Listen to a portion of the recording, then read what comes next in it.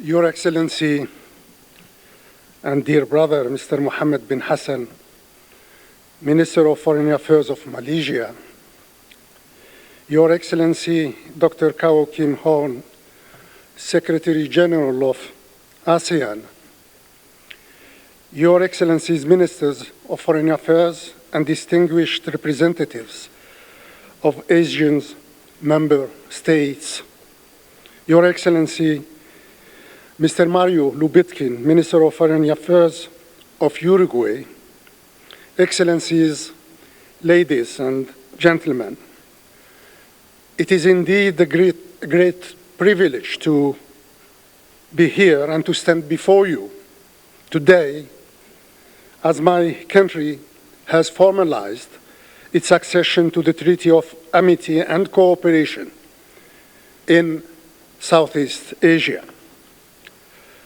I wish to express my sincere gratitude to the government of sisterly Malaysia for hosting this signing ceremony and for the opportunity given to me to be part of this genuine family reunion.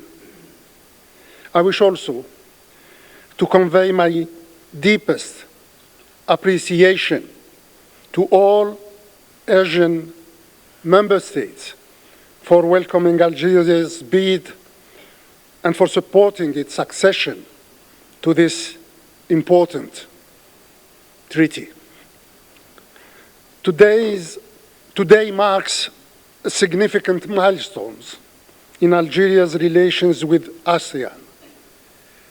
We are truly honored to join the community of nations that are party to the Treaty of Amity and Cooperation, a community that gathers all those who see ASEAN as an example to be referred to and inspired by it worldwide.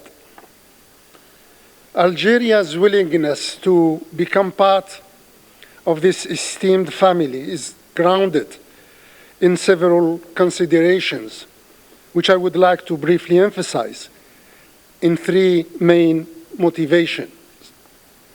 Firstly, our decision is rooted in a profound admiration for ASEAN, an organization that has ably shown through actions, results, and achievements how regional cooperation can drive transformation, foster stability, and generate shared prosperity for all. From our part of the world, we regard ASEAN as a remarkable model of regional integration, a model that can rightly inspire similar efforts worldwide, particularly on the African continent. Secondly, we are driven by a strong desire to strengthen the long-standing ties of friendship and cooperation that Algeria has been privileged to enjoy with each and every ASEAN member state.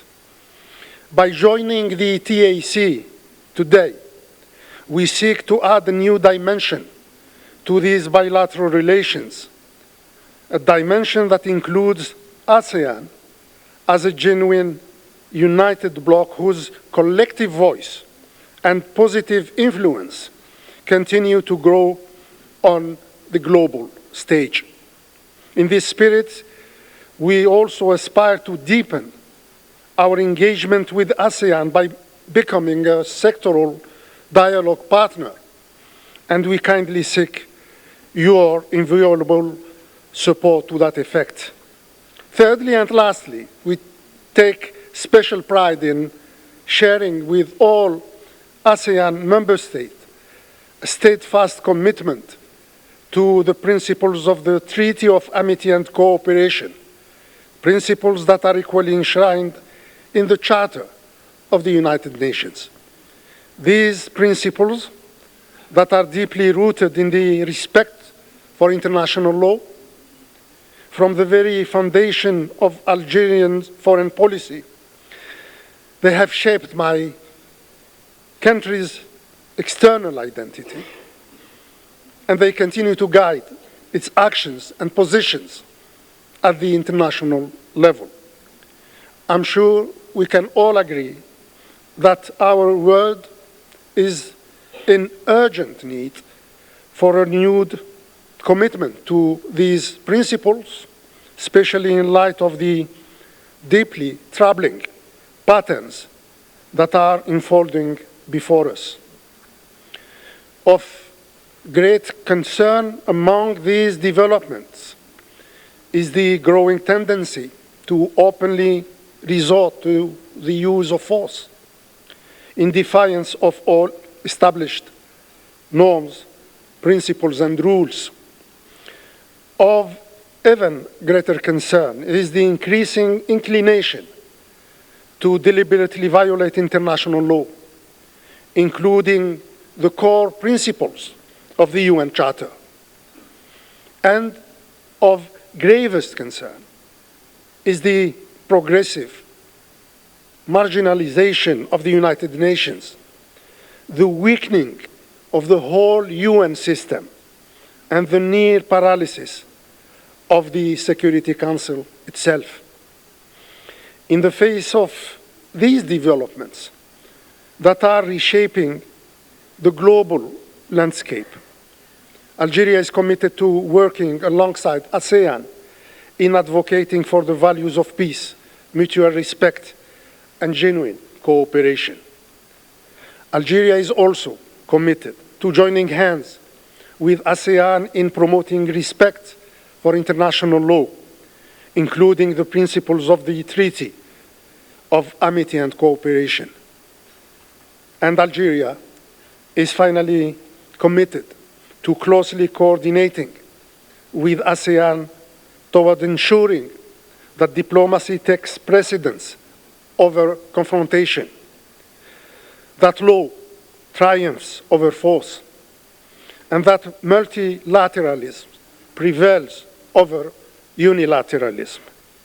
This is the only way forward to achieve a peaceful and prosperous future for all mankind. I thank you all. Thank you very much, Excellency, for the speech. And I can invite Your Excellency